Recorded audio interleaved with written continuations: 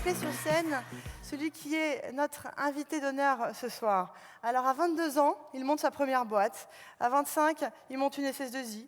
Sur le chemin de sa carrière, il va rencontrer Xavier Niel, entre autres. En 2002, il lance Mythique. Pour les jeunes, c'est le Tinder de vos parents. Il est hyper engagé. Il est à la tête d'un fonds d'investissement qui investit dans des startups, de jeunes startups qui s'appellent Jaina Capital. En 2011, il monte avec ses deux amis Xavier Niel et Jacques-Antoine Granjon l'EMI. Il est là ce soir. On a l'honneur d'accueillir Monsieur Marc Simoncini.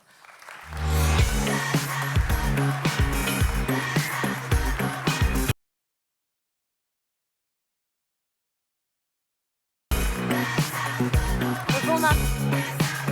Vous allez bien? Super, moi on m'a dit faut venir parler devant quelques jeunes. Je le fais jamais. Mais vous avez l'habitude? Là, il y a beaucoup de jeunes quand même. Il n'y a pas que ça, hein, mais il y en a. Non, c'est un mélange. C'est le principe en fait. Alors, je suis désolé, j'avais rien préparé, donc je vais essayer d'improviser. Pas de souci. Moi j'ai des questions. Hein. Donc, alors allons-y. On peut commencer. Vous avez commencé à 22 ans. Ouais. Là, je pense que la moyenne d'âge des jeunes qui sont là, c'est 22 ans aussi. Si vous aviez 22 ans aujourd'hui, en gros, comment vous y prendriez? Alors exactement pareil, c'est-à-dire à l'envers. Moi, j'avais aucune idée de ce que je voulais faire. Je voulais juste avoir une boîte. Je ne savais pas ce qu'elle allait faire, mais je voulais avoir une boîte et je voulais la diriger et je voulais chercher des idées tous les jours pour essayer d'en vivre. Donc j'ai monté une boîte. Vous voyez déjà le génie du marketing à l'époque. Je m'étais installé à Dijon parce que les locaux étaient moins chers. Et déjà, pour se foutre à Dijon en 83 ou 4, c'est déjà visionnaire. Et donc, j'avais créé ma boîte qui s'appelait Communication Télématique Bourgogne. Waouh, ça c'est du naming. Et ça, c'était vraiment le premier vraiment éclair de génie marketing que j'ai eu. Puis j'ai vite vu que j'avais du mal à traverser l'Atlantique avec un nom pareil. Donc, le Bourgogne est devenu business. Et je me suis dit, finalement, tu connais vraiment rien. Il faut que tu embauches un vrai pro et un gars qui avait fait une école de commerce. Il a fait une école de commerce, je ne vais pas la citer, mais c'était la seule école de commerce qui avait déposé le bilan. Mais j'ai pris le gars qui était sorti major de ce truc-là, il est devenu mon DG, et il m'a dit, écoute, il faut faire les choses maintenant de manière professionnelle, on va imprimer du papier à lettres. Wow. Et donc il a imprimé 12 000 ramettes de papier à lettres, et là j'ai vu qu'il avait mis donc CTB SA au capital de 250 000 francs hors taxe.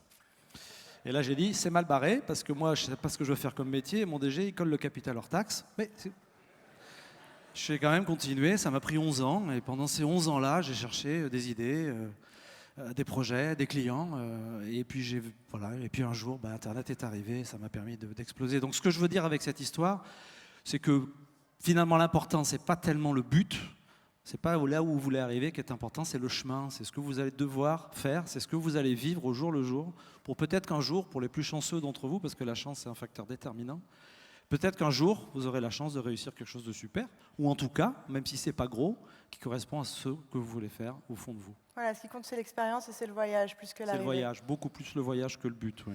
Ça, c'est hyper important à retenir. Ok, Marc, vous investissez dans des startups. C'est long comme réponse ou c'est court? Non, on a combien de temps? C'est bien, on est bien là. Okay, on est bien. Si vous investissez dans des startups, qu'est-ce qui vous donne le déclic? Vous cherchez quoi? Quels sont les critères, en gros, qui fait que vous y allez? Là, c'est pareil. Au début, on a dit on va investir dans des projets disruptifs. Puis, 15 jours après, j'ai mis du pognon dans des dameuses. Donc, je me suis dit, là, il ne faut pas que je le dise. Donc, finalement, on investit dans ce qui nous plaît.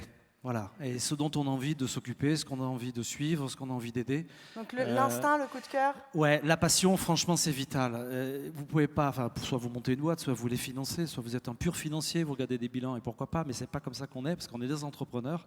On essaie de trouver des dossiers qui nous font vibrer, qui nous font envie, auxquels on croit, et des équipes surtout formidables, parce que plus que le projet, c'est toujours l'équipe qu'on regarde.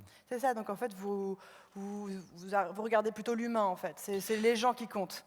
Alors, oui, si j'avais misé sur moi, j'aurais pas mis 1 euro sur mon projet, donc je suis bien obligé de faire comme ça avec les jeunes. Quoi. Ok. Marc, si en profitant de ce moment-là pour que vous nous révéliez en fait un secret, un truc de réussite, un conseil pour eux, pour qu'ils puissent s'y mettre à l'entrepreneuriat ou à réaliser. Un secret pour pouvoir. Votre secret à vous. C'est de se dire tous les matins qu'on va y arriver. Et même si c'est ridicule, et même si personne ne vous écoute, même si personne ne vous croit, et même si vous-même vous y croyez pas, vous vous dites que vous allez y arriver. Parce que finalement, vous avez là sur scène un gars qui avait aucune chance de réussir. Aucune. C'était pas possible. Et pourtant, je l'ai vécu. J'ai cru que j'avais gagné, puis j'ai tout perdu. Je me suis dit, bah merde, personne n'a jamais gagné 2 fois au loto. J'ai gagné 2 fois. Puis je vais peut-être tout reperdre. Donc je suis le témoin vivant que tout est possible. Donc dites-vous ça tous les matins. Tout est possible, rien n'est jamais perdu. Jusqu'à la dernière seconde, vous pouvez avoir quelque chose qui vous arrive, qui fait que ça marche. Donc croyez en votre chemin. Et normalement, vous devriez tous y arriver. Ok, donc optimisme et résilience. Oui, surtout résilience. Merci beaucoup Marc, c'est un honneur de vous avoir avec nous ce soir. Merci, bonsoir.